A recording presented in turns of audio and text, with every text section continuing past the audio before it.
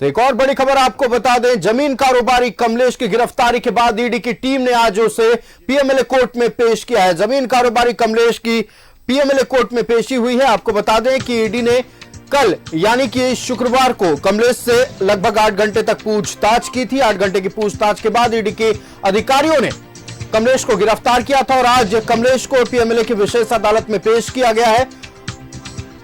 फिलहाल की अपडेट यह है कि पीएमएलए के अदालत में पेश करने के बाद ईडी रिमांड मांग सकती है।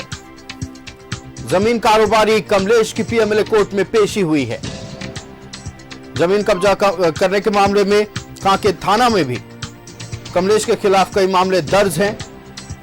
साथ ही आपको बता दें कि ईडी की टीम ने जब छापेमारी की थी कमलेश के आवास पर, तो इस ठिकाने से करीब 100 राउंड कारतूस और हथियार भी बरामद हुए थे। कुछ नगद भी बरामद किए गए थे।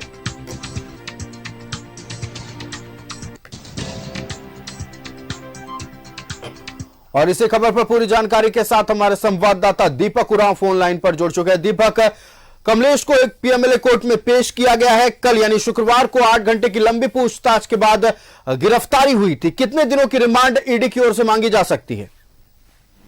जी बिल्कुल, देखिए, जमीन कारोबारी कमलेश कुमार सिंह को ईडी ने समन जारी कर ईडी दफ्तर बुलाया था।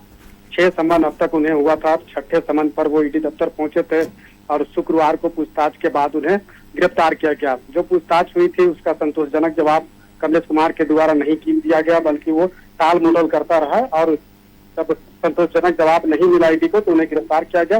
और गिरफ्तारी के बाद आज उन्हें पीएमएलए की विशेष कोर्ट में लाया गया, उन्हें पेश किया गया है और पेशी के बाद आज उन्हें जुडिशियल कस्टडी यानी कि न्यायिक हिरासत में उन्हें जेल भेजा जाएगा। और रिमांड की जो मांग है वो ईडी सोमवार को पिटीशन देकर के कोर्ट से करेगी और जो जानकारी मिल रहा है कि रिमांड पिटीशन सोमवार को देगी और रिमांड की मांग करेगी।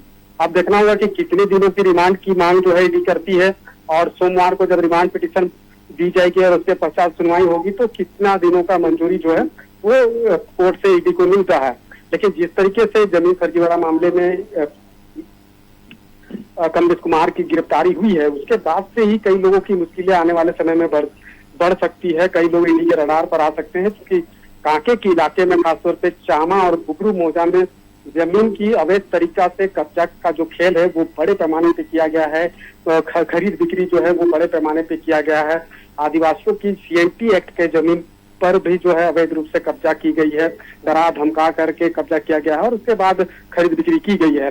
तो ऐसे में कई बिंदुवार सवाल जो है वो ईडी का कमलेश कुमार के सामने होगा कि अब तक जो है वो कितने जमीन जो है वो अवैध रूप से कब्जा किया है, सरकारी जमीन, फिर मजरूआ जमीन, आदिवासियों के सीएनटी की जमीन और अन्य तरह के जो नेचर के जमीन है उसकी अवैध रूप से कब्जा किया है और इसके अलावा किन किन लोगों को जमीन बेचा है, किस किस दस्तावेज के आधार पर। क्योंकि राजधानी रांची में जिस तरह से जमीन की अवैध तरीका से जो खरीद बिक्री हुई है, हमने देखा भी कोलकाता डीड के सहारे जो है यहाँ पे जमीन की खरीद बिक्री की गई है। एसटी जमीन जो कि सामान्य में जो है वो ट्रांसफर नहीं होता है, हस्तांतरित नहीं होता है, उससे सामान्य बना करके जो है जमीन की खरीद बिक्री यहाँ पे बड़े पैमाने पे की गई है। तो वहाँ पे खासतौर पे चामा बुकरू मौजा में बिल्कुल दीपक, तो इस वक्त की अपडेट ये है कि आज न्यायिक हिरासत में रहेगा कमलेश और सोमवार को ईडी रिमांड पिटीशन दायर करेगी। आपका दीपक हमारे साथ जुड़ने के लिए और तमाम जानकारी साझा करने के लिए बहुत बहुत धन्यवाद। तो बड़ी खबर आपको बता दें, शुक्रवार को करीब 8 घंटे की पूछताछ के बाद कमलेश को गिरफ्तार किया गया था। ईडी के अधिकारियों ने गिरफ्तार किया था और आज पीएमएलए की विशेष अदालत में कमलेश को पेश किया गया है। आज कमलेश न्यायिक हिरासत में रहेगा।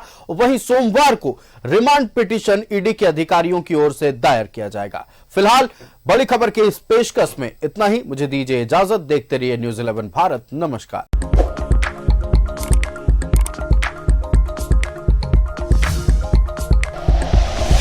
Like and share videos, subscribe करें हमारा चैनल और प्रेस करें बेल आइकॉन। न्यूज़ 11 भारत, सच है तो दिखेगा।